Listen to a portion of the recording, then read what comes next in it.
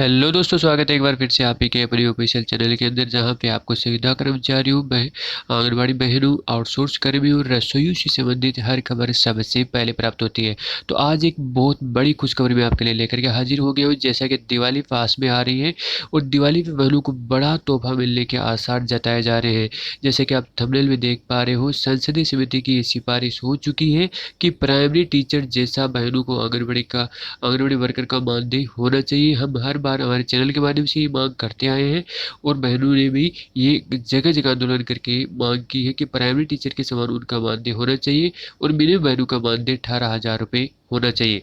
तो आपकी क्या राय प्लीज़ कमेंट करके ज़रूर बताएगा। बाकी आप चैनल को सब्सक्राइब जरूर कर लीजिएगा और बेल आइकन प्रेस कर लीजिए, जिससे हर लेटेस्ट खबर बहनों से संबंधित आपको सबसे पहले प्राप्त हो सके। बहनों को लेकर के हमारा चैनल बिल्कुल समर्पित चैनल है, चाहे बहनों की सियानती आयु बढ़ोतरी को लेकर के हो, या फिर बहनों का मानदेय हो, स्थायीकरण नियमितीकरण हो, या फिर बहनों को जो सियानिटी मिलने वाला लाभ हो उससे संबंधित हो, या फिर हाई कोर्ट का, सुप्रीम कोर्ट का कोई भी अगर फैसला आता है, बहनों के पक्ष में कोई भी फैसला होता है, तो हम आपके लिए खबर सबसे पहले लेकर के हाजिर हो जाते हैं।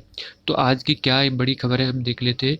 तो जैसे कि आप देख पा रहे हो खबर में, ये प्राइमरी टीचर जैसा हो आंगनबाड़ी वर्कर का मानदेय।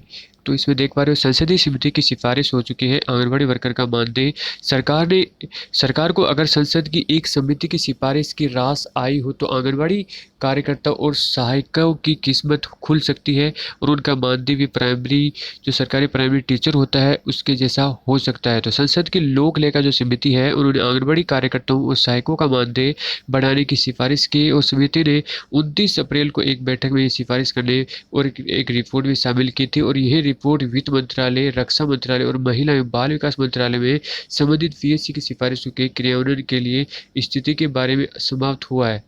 और इससे पीएससी की एक आखिरी बैठक थी और इसमें अगली सरकार की ये सिफारिश भी विचार करेगी। सूत्रों के मुताबिक समिति में इस रिपोर्ट में कहा गया है कि फिलहाल आंगनबाड़ी कार्यकर्ता और सहायकों को जो भी मानदेय मिलता है ये बेहद कम है और इसे आकर्षक नहीं है। जैसे कि पता होगा, नई जो शिक्षा नीति है उसके अंदर बहनों की बहुत बड़ी भूमिका है, क्योंकि जो 5+3+3+4 है उसमें स्टार्टिंग वाले 5 साल है उसमें बहनों की बहुत बड़ी भूमिका रहेगी। बहनों की जो आंगनबाड़ी में ही बच्चों को पढ़ाया जाएगा, प्ले स्कूल वगैरह हो, एलकेजी यूकेजी हो, तो उसमें बहुत बड़ी भूमिका बहनों की रहने वाली है। सरकार सहायकों को जो भी मानदेय मिलता है ये बेहद कम है, इसलिए ये आकर्षक नहीं है। समिति का मानना है कि आंगनबाड़ी कार्यकर्ता और सहायक में सिर्फ बच्चों की देखभाल कर रहे हैं, बल्कि ये राष्ट्र को, भविष्य को बना रहे हैं, इसलिए उसका मानदेय सरकारी प्राइमरी टीचर के जैसा होना चाहिए। और समिति की यह महिला और बाल विकास मंत्रालय ने इसके लिए मानदेय की समीक्षा भी की और इसे वर्दी करने की सिफारिश भी की गई है। साथ ही समिति ने आंगनबाड़ी केंद्रों में पेयजल के लिए और शौचालयों के निर्माण के लिए भी धनराशि आवंटन करने की बात बोली गई है। तो आपने देखा, ये थी आज की लेटेस्ट खबर।